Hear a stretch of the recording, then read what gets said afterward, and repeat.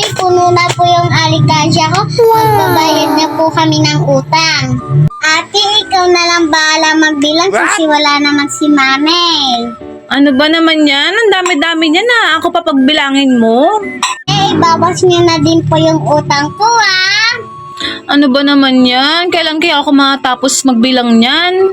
Okay lang po, atis po. Nakabayad po ako sa utang.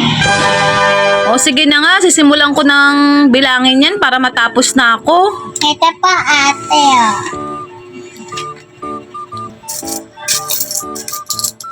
$80,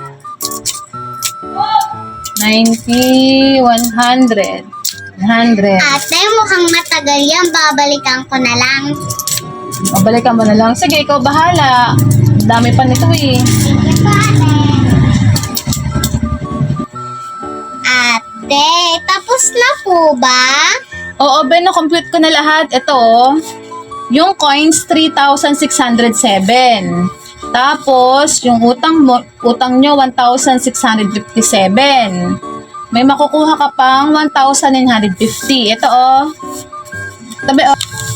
Yan lahat yun, be, ha? 1,950 na lang yung magiging sukli mo. Kaso, be, wala akong barya ngayon, eh. Kaya itong buong 2,000 maibibigay ko. Bali, babalik mo pa sa akin yung 50, ha?